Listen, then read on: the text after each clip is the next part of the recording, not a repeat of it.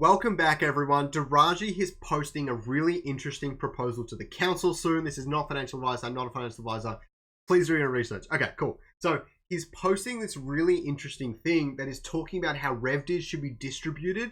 This is mostly pertaining to the land sale because it could potentially be a huge lump sum, potentially even like $100 million worth of Ethereum going to staking token holders. Now, this is a lot of money and you guys really need to consider this stuff moving forward. So this pertains to absolutely everyone. Please do not miss this. It's really, really important. I also have a few of my own ideas I'm going to throw in at the end, but Deraji has done a fantastic job mocking this up, setting this up, doing all the calculations so that people like me don't have to. People like everyone doesn't have to.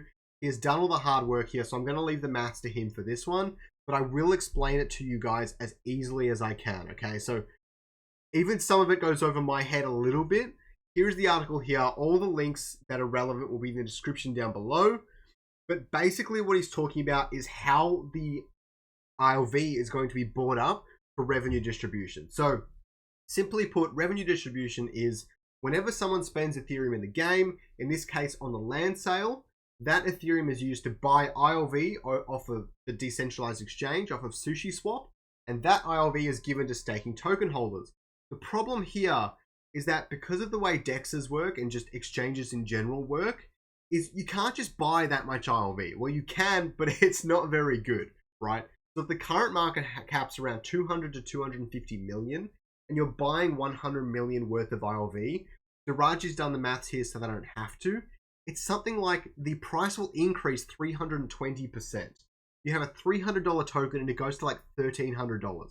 Now, even the maths for this goes over my head a little bit, but essentially the total of ILV and ETH in the pool at any given time needs to remain really static. It needs to remain really close. So if a lot of ILV is added, then a lot of that ILV needs to be converted to ETH to keep the ratios similar. And that would cause ILV to jump in price like you wouldn't freaking believe. It would cause a lot of increase. Now, why is this important to you? Because this affects the amount of ILV you receive. A lot. It makes a big, big difference. And I've got his calculator here. I'll show you that right now. Again, it will be in the description. Please like this video so more people can see this. It's really important stuff. Crap, I'm sorry it's so white. That's why my face is so white right now. Please bear with me. So essentially, he's looking at, first off, on the right here. Let me zoom into that. He's looking at if the entire thing was bought in one go, and his estimations and calculations are also including the amount of Revdis people are selling and the amount of unlocks people are selling. Unlocks won't apply for another 30 days or so. Revdis is very, very important.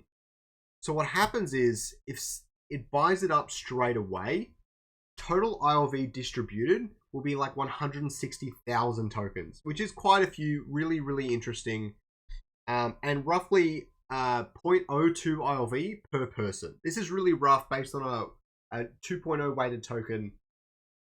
From the sounds of things, I think this is quite close to what I'm thinking of. ETH generated 50,000. Again, that's actually a little bit unlikely in what we're looking at the moment. But on the high end, it's very possible. So definitely worth keeping in mind. Now, here's the big change. If it was split, right, I need to scroll left. My bad. All right. If it was split over 60 days, you're going to get 250,000 ILV tokens distributed instead, which is a 60% increase on top of what it would be if it bought it all up in a single day. Now, you would have to be staking for 60 days, but look at this. The price impact on day one is about 4%, which is quite a lot when you really think about it. But on all the subsequent days, it's barely 2%, and eventually it actually starts declining because of token unlocks. So 4% versus 320% is a big, big change, all right? Really consider that, guys. You don't want the price to be like fly straight into the sky. That is really, really bad, because what happens is the price shoots from $300 to $1,200. Then all these people that were waiting or bought ILV beforehand sell off. And then you've got this $100 million that you use to pump up the price of ILV, but it doesn't matter because everyone just made like a 3x, so they're selling off. And basically the only people that profit were who sold off first. and everyone else just kind of gets wrecked, okay? And then everyone overall gets less ILV distributed as well, which we don't want. We want as much as we possibly can get. The more stakers receive ILV, the more stakers are likely to stake that ILV, and the less supply in general. And over time, the ILV token will increase in price and become far more valuable. Now, he explains it in his article, but I do want to describe really quickly how you can mess around with this calculator as a mini tutorial of sorts, okay? So I know this is really hard to see, but please bear with me. But essentially, you can change the amount of ILV immediately sold. The big thing this affects is the amount of ILV tokens distributed, because it affects the ILV price. So if less is sold, say 20%, then the ILV price will increase faster. So it starts at 300, and in a couple of days, in about 20 days, you get to about $500. If this was 50% sold, then in about 20 days, you're at $400. So it makes a big difference there. We won't know how much people are going to sell, but I would expect if the price impact is large, then quite a few people are going to sell, take some liquidity. But I would expect many to actually just stake in SLP pool and things like that. That's probably what my priority would be. So that's looking at that. Unlock sold, this really only applies to later down the track, but you could end up with a much lower token price. So what happens if you have 60 days, which includes the token unlocks, 30 days would not, because it would be before they start unlocking. If you had 60 days and you had, say, 50% selling their tokens after the unlock, then the amount of ILV distributed actually increases because the ILV price decreases.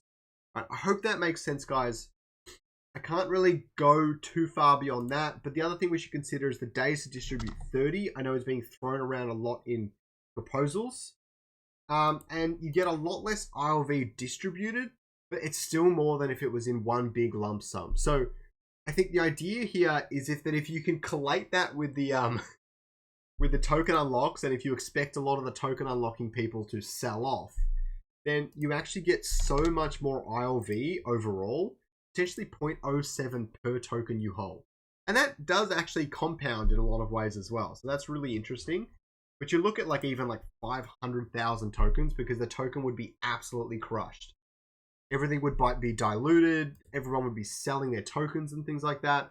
But eventually it would hit this point where people are happy staking these prices, people are happy buying, and so on and so forth.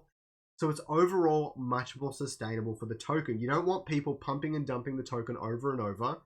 It's really bad, and they just kind of steal liquidity from the market cap, which is not what you want to promote in this ecosystem. So I hope that makes sense, guys. Big shout out to Deraji. He does a lot for this community. Definitely go show him your thanks. Go read his article. It's a really good read, especially if you want to go even more in depth into it. He has some stuff that is even beyond me, that's for sure. Okay. I hope you guys enjoyed that one. Please don't forget to like and subscribe. Leave a comment down below if you found this helpful, or leave a comment down below if you think it should be 30 days or 60 days. All right.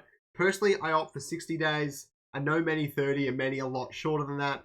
Leave a comment down below for how many days you think we should distribute the Revdis across. All right. Have a good day, guys. Thanks for watching the video, guys. And don't forget to watch this next video down there in the bottom left-hand... Wait. It's doing that thing again. Wait. It's happened again. Oh, crap. Happened again.